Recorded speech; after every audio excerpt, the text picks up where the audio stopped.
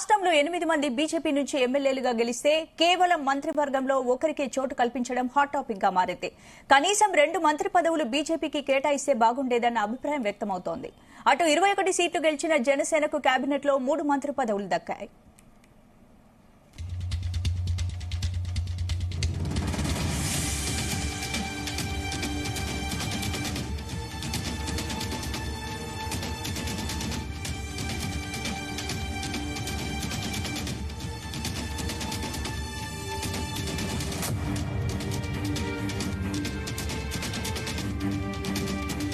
ఇదే అంశానికి సంబంధించి పూర్తి అప్డేట్స్ మా ప్రతినిధి నాగేశ్వరరావు అడిగి తెలుసుకుందాం. నాగేశ్వర్,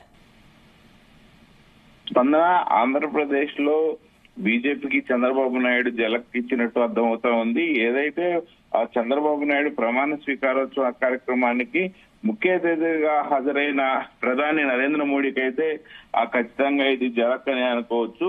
ఆ బీజేపీ నుంచి దాదాపుగా 8 మంది ఎమ్మెల్యేలు గెలిస్తే కేవలం 1 మంత్రి పదవి ఇవ్వటం ఇప్పుడు రాష్ట్రంలో హాట్ టాపిక్ గా మారింది. అదే మళ్ళీ జనసేనకి సంబంధించి 2 మంత్రి పదవులు ఇవ్వటం, బీజేపీకి 1 మంత్రి పదవి ఇవ్వటం ఇప్పుడు రాష్ట్ర వ్యాప్తంగా చర్చనీయాంశం అయింది. కనీసం ఖచ్చితంగా 2 మంత్రి పదవులు ఇస్తారని గత కొన్ని రోజులుగా కూడా పెద్ద ఎత్తున వార్తలు షికారులు అవుతా ఉన్నాయి. ఎవరైతే సత్యకుమార్ ఉన్నాడో సత్యకుమార్ తో పాటు సుజనా చౌదరికి కూడా మంత్రి పదవి ఇవ్వచ్చు. వీళ్ళిద్దరికి ఖచ్చితంగా ఆ మంత్రి పదవులు వస్తాయన్న ఉద్దేశంతో మొదటి నుంచి కూడా రాష్ట్ర వ్యాప్తంగా ఖచ్చితంగా బీజేపీకి 2 సీట్లు వస్తాయని అనుకున్నారు. ఈ నేపథ్యంలో ఒకసారిగా ఆ కేంద్ర మంత్రి పదవులు 2 మంత్రి పదవులు కేంద్రం ఆంధ్రప్రదేశ్ తెలుగుదేశం పార్టీకి ఇవ్వగా ఆంధ్రప్రదేశ్ లో ఒక్కటే కేంద్రంలో ఉన్న బీజేపీకి మంత్రి పదవి ఇవ్వడం పెద్ద చర్చనీయాంశంగా మారింది. కేబినెట్ హోదా గల్లా స్వతంత్ర హోదా 2 మినిస్టర్ పదవులు తెలుగుదేశంకి ఇవ్వగా సెంట్రల్ గవర్నమెంట్ ఆంధ్రప్రదేశ్ ఒకటి ఇవ్వటం ఏందనేది ఇప్పుడు సోషల్ మీడియాలో పెద్ద ఎత్తున చర్చ జరుగుతా ఉంది. దీనికి సంబంధించి కూడా ఒకంత బీజేపీకి సంబంధించిన శ్రేణులు అయితే అసంతృప్తితోనే ఉన్నారు.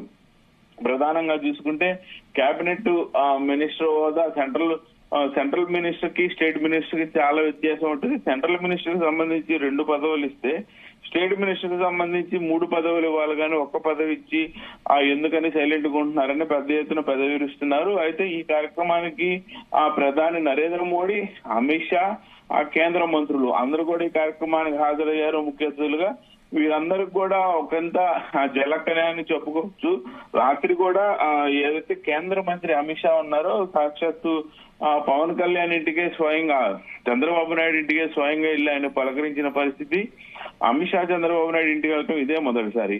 అయితే ఈ నేపథ్యంలోనే రాత్రి కూడా మంత్రి పదవుల గురించి చర్చించుకొని ఉంటారు. మంత్రి పదవుల గురించి ఖచ్చితంగా పలానా అనేది అయితే తేలి ఉంటది. ఇద్దరికైతే ఖచ్చితంగా మంత్రి పదవులు ఇస్తారని రాత్రి చంద్రబాబు నాయుడు అమిత్ షా కలిసినప్పుడు కూడా అనుకున్న నేపథ్యంలో కానీ ఒక్కసారిగా 1 మంత్రి పదవి ఇవ్వటం, అది జనసేనకి 2 మంత్రి పదవులు ఇవ్వటం, మిగతా అన్ని కూడా ఎన్డీఏ కూటమి ముఖ్యమంత్రి అభ్యర్థిగా ఉన్న టీడీపీ పార్టీకి ఇవ్వటం మాత్రం ఆంధ్రప్రదేశ్ లో కొంత సంచలనంగా మారింది అనుకోవచ్చు. దీని గురించి అయితే పెద్ద ఎత్తున చర్చ జరుగుతా ఉంది. స్పందన అంటే నాగేశ్వర్, ఒకే మంత్రి పదవి బీజేపీకి ఇవ్వడంపై మరి బీజేపీ నుంచి ఏమైనా అభ్యంతరాలు వ్యక్తమయ్యే అవకాశం ఉందా?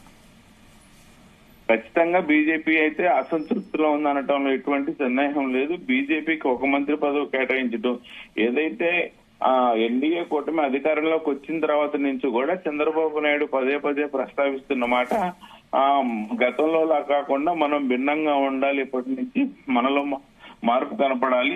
గతంలో ఉన్న చంద్రబాబు నాయుడు మీరు చూడని కూడా చంద్రబాబు నాయుడు పలు సందర్భాల్లో చెబుతా ఉన్న నేపథ్యంలో గతంలో కూడా బీజేపీని చిన్న చూపు చూస్తుంది టీడీపీ అన్న కోణంలో పలు రకాలుగా ఆ విమర్శలు వచ్చాయి. ఈ నేపథ్యంలోనే గత ఎన్నికలకి టీడీపీ బీజేపీ 2 కూడా విడిపోయి పోటీ చేసిన పరిస్థితి ఉంది.